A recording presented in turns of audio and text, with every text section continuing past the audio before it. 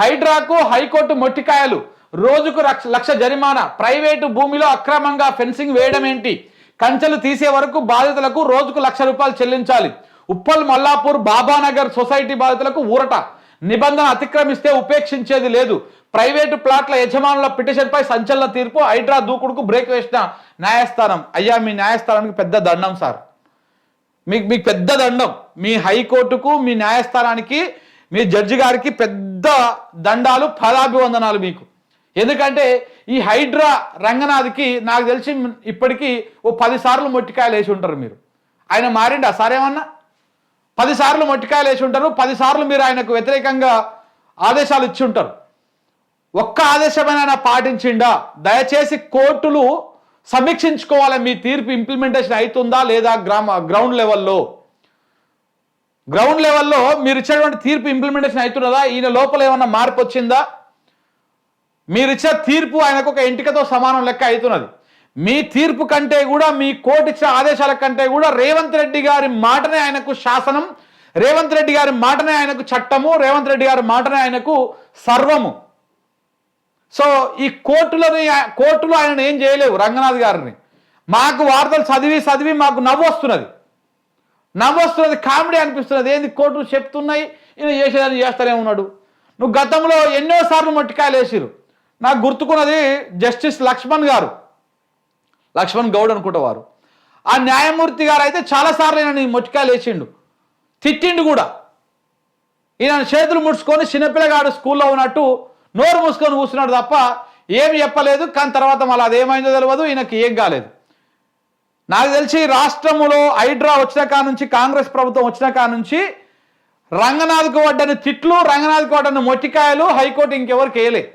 కానీ ఏమైంది, రంగనాథ్ లోపల ఇసుమంతా మార్పు రాలే, రంగనాథ్ లోపల ఎలాంటి చేంజెస్ రాలే. ఎందుకంటే హైకోర్టు కంటే పవర్ఫుల్ అయినటువంటి రేవంత్ రెడ్డి గారి మాట, ఆయన ఆదేశాలే ఈయనకు సర్వస్వం అయిపోయినాయి. హైకోర్టు ఏమి ఇట్లకి.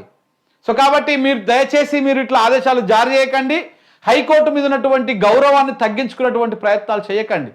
జడ్జిల గారికి నేను విజ్ఞప్తి చేస్తా ఉన్నా, హైకోర్టు వారికి నేను విజ్ఞప్తి చేస్తా ఉన్నా. లేదు అనుకుంటే మీ నిజంగా మీ తీర్పుకు, మీ ఆదేశాలకు అంత పవర్ ఉంటే ఇమ్మీడియట్గా తీసుకుపోయి బొక్కలో పెట్టండి. ఇన్నిసార్లు కోర్టు తీర్పును, కోర్టు ఆదేశాలను ఉల్లంఘించినందుకు కోర్టు ఉల్లంఘన కింద మీరు ఎట్లా తీసుకుపోయి ఆయనను బొక్కలో పెట్టండి. ఎందుకు మీరు ఆ పని చేయడం లేదు?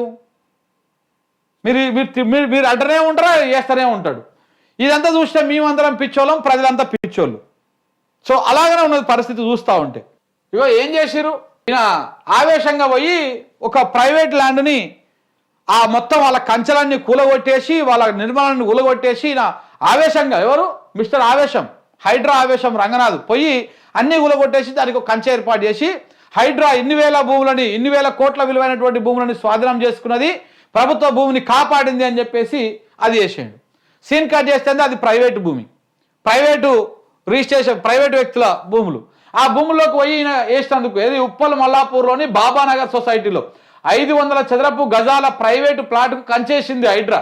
దీనిపై హైకోర్టులో పిటిషన్ వేసిన ప్లాట్ల యజమానులు దీనిపై విచారణ జరిపి కంచెని వెంటనే తొలగించాలని ఆదేశించి ₹1,00,000 జరిమానా విధించింది.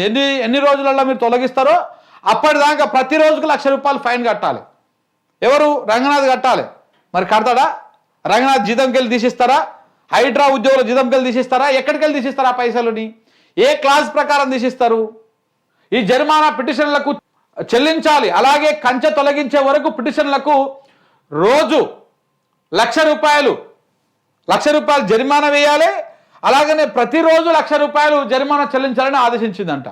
ఇప్పుడు హైడ్రా ఎడమూతి పెట్టుకోవాలా, ఎడముఖం పెట్టుకోవాలా? పోయి చెంపల మీదకెళ్ళి వాయించినట్టే ఉన్నది కదా. మరి ఏం చేస్తారో చూద్దాం. నెక్స్ట్ ఫర్దర్గా ఎలాంటి ఆదేశాలు వస్తాయి, వీళ్ళు ఏం చేస్తారో కూడా ఒకసారి మనం చూద్దాం. అయ్యా, ఎల్లుండి నుంచి కొత్త నిబంధన అంట. ఎల్లుండి నుంచి కొత్తగా బాధుడు. రోడ్ సేఫ్టీ సెస్ పేరిట అదనపు భారం. బైక్ నుండి భారీ వాహనాల దాకా వదలని సర్కార్. 2,000 నుంచి 10,000 వరకు పెరగనున్న వాహనాల ధరలు. ఏటా 270 కోట్ల అదనపు ఆదాయమే లక్ష్యంగా రవాణా శాఖ ఉత్తర్వులు. రిజిస్ట్రేషన్ సమయంలోనే పన్ను చెల్లింపు తప్పనిసరి. కేంద్రం ఊరటనిచ్చినా రాష్ట్రం వడ్డిస్తోందన్న సామాన్యుడి ఆవేదన.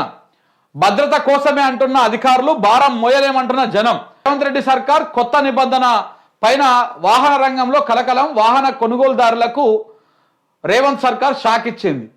ఇప్పుడు ఏం చేస్తారంటే, ఇప్పుడు మనము బైక్లో కారులో కొనుక్కుంటాం కదా, కొత్తగా ఇక బైక్ కొన్నా కారు కొన్నా రేపు మార్చి 1 తారీఖు నుంచి బైక్ కొన్నా కారు కొన్నా లారీ కొన్నా ఏది కొన్నా సరే, బైక్ కార్ నుంచి మొదలు పెడితే ఇంకెంత పెద్ద వెహికల్ అయినా సరే, ఏది కొన్నా సరే రోడ్డు సేఫ్టీ సెజ్ అని చెప్పేసి ఒక కొత్త సెజ్ను వేస్తూ ఉన్నారు.